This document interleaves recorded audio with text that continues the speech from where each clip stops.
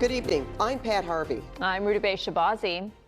Well, millions of Southern California families are facing a crisis this weekend when federal funding for food assistance will be cut off. The situation is so dire, one city in the Mojave Desert is planning extra police patrols at grocery stores. Well, CBS LA political reporter Tom Waite joins us live in studio tonight. Tom, this headline sounds unsettling. Is this where we are? Yeah, I mean, it's dystopian, right? People are in such dire straits right now, as you pointed out. So Barstow is a small city on the road to Vegas. Many of us have been there. It has a high poverty rate. Their police department announced it will have extra officers watching grocery and convenience stores. And that's to be proactive and deter desperate or hungry people from stealing food. That announcement has now quickly become news across the country of a full-blown crisis that could arrive in just days.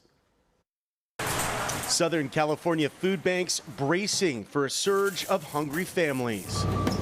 Even the state's National Guard has been deployed to help at distribution centers. That's because Saturday, federal funding for programs like CalFresh that help low-income people buy groceries will be cut off, a consequence of the government shutdown. We didn't think we'd be here, and our hope is there's resolution back in D.C. I mean, this is something that doesn't have to happen. The situation is so dire that in Barstow, the police department, led by Chief Christopher Kirby, posted this unsettling message on their Facebook page. We understand that these circumstances may cause additional stress for many families. To help ensure the safety of residents, customers, and business owners, officers will be conducting extra patrols around local grocery stores, convenience stores, and shopping centers.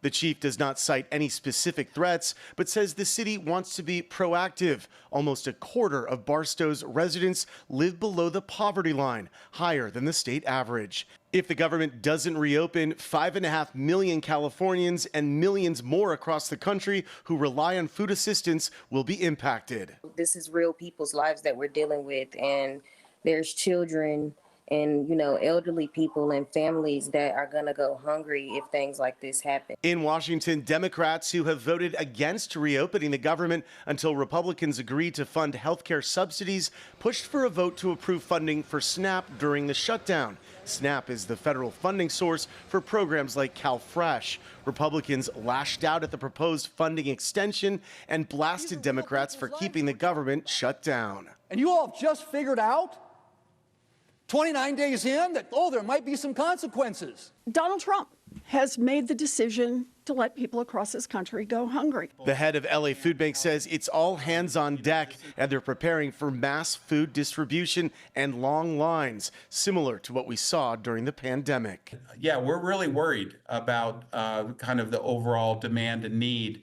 We're also going to be working on, as we did during the pandemic, organizing larger distributions. Often these are drive-through distributions where we can serve thousands of households at within a few hours. Again, Barstow police say they do not have any specific threats. The people will target food stores this weekend. And we have not heard of any other police departments in Southern California sounding any of these alarms.